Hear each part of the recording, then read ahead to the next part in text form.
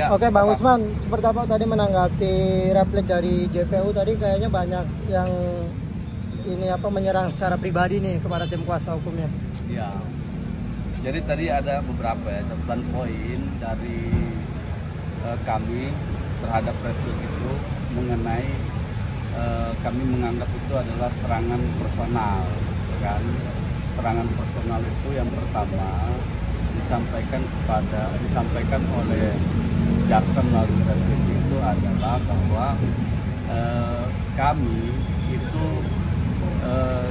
disuruh belajar lagi lah kira-kira begitu, ya.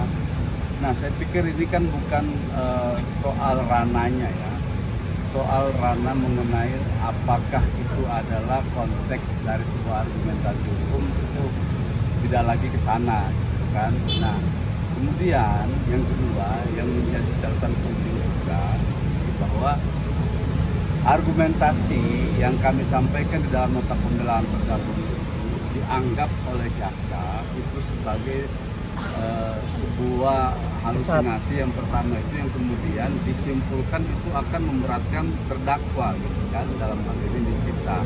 Nah, kalau seperti itu dalilnya jaksa, berarti benarlah selama ini tuduhan dari kita bahwa perkara ini bukan didasarkan pada fakta, ya kan? Berarti apa yang didalilkan oleh Nikita dalam nota pembelaannya terdahulu, termasuk kami juga, adalah benar bahwa tuntutan yang disampaikan kepada Nikita itu bukan tuntutan yang sesuai dengan fakta-fakta persidangan. Terbukti tadi jaksa menyampaikan bahwa argumentasi hukum yang kami sampaikan dalam nota pembelaan justru akan memberatkan Nikita, gitu. Nah, konteksnya memberatkan Nikita ini dalam apa, gitu? Padahal kami menyampaikan terhadap tuduhan jaksa mengenai unsur pasal 27B junto pasal 45 dan pasal 3 Undang-Undang TPPU itu unsurnya tidak terpenuhi, ya. Nah, maka di sini menjadi subjektivitas dari jaksa juga, dikatakan bahwa justru karena kami berargumentasi seperti itu maka akan memberatkan kita, gitu loh. Nah, inilah yang kami bilang tadi, sehingga dibilang kami harus belajar lagi. Kalau kita mau berdebat hukum, ya, jangan menyerang personal, gitu. Kami tidak pernah menyerang personal dari jaksa. Dalam pledoi kami tidak pernah menyerang secara pribadi dari jaksa itu sendiri. Jaksa yang menangani perkara ini tidak pernah kami bilang bahwa Anda itu harus belajar, bahwa Anda itu harus bekerja lebih bagus, tidak seperti itu, ya. Nah, kalau kami balas lagi nanti seperti ini, jatuhnya nanti debat kusir. Kami di sini bilang nanti dalam duplik, ya, seharusnya jaksa yang harus belajar, gitu. Ya, mohon maaf, mereka suruh belajar kita bicara soal apa? Ini soal etika, gitu, soal etika dalam hukum acara pidana, gitu. Nah, tidak semestinya itu disampaikan oleh jaksa dalam forum persidangan ini, gitu. Sangat menyayangkan nggak sih, Bang, akhirnya kata-kata yang menyerang ke pribadi itu? Sangat, itu kan saya katakan, itu kita tidak bisa sebenarnya, praktisi hukum manapun, ya, di Indonesia ini itu tidak akan setuju kalau kemudian, ya, penegak hukum yang diartikan penegak hukum itu jaksa, penasihat hukum, majelis hakim itu menyerang secara personal, gitu kan.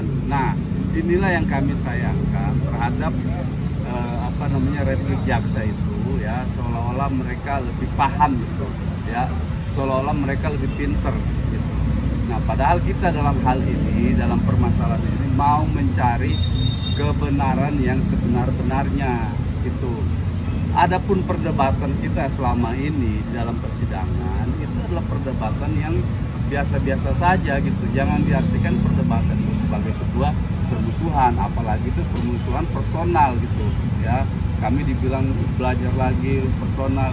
Kita ini belajar sudah sampai S3 loh, gitu loh maksud saya. Bukan kita tidak mau merespon mereka, tapi mereka itu yang memulai, gitu, ya. Nanti kemudian kalau kita balas, ya jangan juga nanti tersinggung kalau misalnya ada balasan dari kami sebagai penasihat hukum, gitu. Mungkin nanti di pledoi yang akan apa, Bang, dari tanggapan setelah si Replik. replik ini? Ya, nanti kan setelah dari sini kan kita dikasih kesempatan untuk mengajukan duplik Iya. di hari Kamis. Di hari Kamis tanggal 23 ini kita diberi kesempatan untuk mengajukan duplik. Ya, nanti dalam duplik itu kita tanggapin lagi. Itu kan ada beberapa hal, seperti tadi misalnya soal foto, kata versi jaksa. Foto itu katanya sebagai alat ancaman, dia tetap pada pembelaannya sebagai alat ancaman. Foto glowing proposal sama satu buah bukti nota pembelian gitu. Nah, bukti nota pembelian itu ya di fakta persidangan diperoleh Nikita dari saksi Yosi ya. Nah, kalau itu dibilang sebagai alat ancaman yang sudah diburamkan, berarti yang memburamkan itu siapa, harus dicari tahu dulu. Niki, Yosi dalam persidangan dia sebutkan, iya saya yang mengirimkan bukti itu, bukti pembelian nota itu kepada Nikita. Nah, kalau itu diburamkan karena dianggap seolah-olah itu masih menjual, berarti harus dicari tahu dulu siapa yang memburamkan bukti pembelian itu gitu loh. Nah, di sini sementara di fakta persidangan tidak ada yang memburamkan itu. Bahkan kita serahkan bukti itu ke majelis hakim secara utuh melalui proses pembuktian pada saat itu. Nah, kalau ini kita tutup-tutupin, ngapain kita buka di persidangan? Kan begitu. Nah, ini yang menurut kami agak keliru jaksanya memberikan pendapat soal itu keliru. Masalah penghilangan barang bukti juga, Bang. Barang bukti apa sih, Bang? Mungkin yang dimaksud dengan JPU? Bukan barang bukti, fakta. Kalau jaksa tadi dalam repliknya dia sampaikan itu bahwa baik Nikita maupun kami penasihat hukum itu tidak menyajikan fakta hukum secara utuh. Kami balik juga, mereka menyajikan nggak fakta hukum secara utuh, kan begitu. Ini kan boleh namanya juga argumentasi gitu loh. Karena semua ini kita ungkapkan di persidangan. Misalnya saya ambil contoh tadi, dibilang bahwa kami tidak mengambil secara utuh atau mengambil fakta persidangan secara parsial, sepotong-sepotong, kan? Nah, fakta di persidangan masih banyak, sampai hari ini masih banyak beredar fakta di persidangan bahwa saksi yang namanya Chandra Agusman itu dia tegas menyatakan di persidangan bahwa dia itu melihat video call antara Mail dan Reza Gledis di mobil. Itu fakta loh. Fakta itu yang kemudian kami kutip di persidangan, disimpulkan oleh jaksa itu tidak pernah ada. Ayo kita buka-bukaan video rekaman gitu loh. Rekaman persidangan, kami juga merekam proses persidangan ini. Maka kami bilang, saksi Chandra Agusman itu di persidangan dia bilang, saya melihat Reza Gledis video call sama Mail. Nah, ternyata fakta di persidangan video call itu ada di rumah, bukan di mobil. Itu loh yang pernah mau diputar tapi nggak jadi kan, inget kan? Nah, itu fakta itu tidak sinkron dengan keterangannya saksi gitu loh. Nah, maka waktu itu saya bilang sama Pak Hakim, saya keberatan. Ini yang benar mana faktanya? Apakah di mobil atau di rumah? Kan masih ingat teman-teman itu.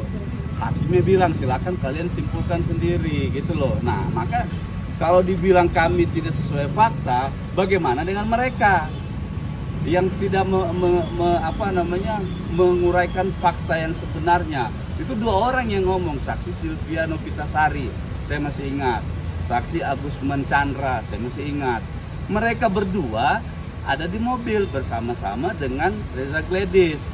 Tapi versi berikutnya Reza Gledis bilang bukan di mobil, tapi di rumah. Itu sama keterangannya dengan suaminya Atauba ini. Nah, sekarang fakta mana yang kita mau pakai gitu loh. Ya. Kalau kita mau pakai fakta di dalam mobil, berarti itu tidak benar yang di rumah. Kalau kita mau pakai fakta yang di dalam rumah, berarti mobil tidak benar. Kan gitu saya bilang. Makanya dalam kesimpulan pledoi kami, tuntutan jaksa itu bertentangan dengan fakta begitu. Oke, Bang.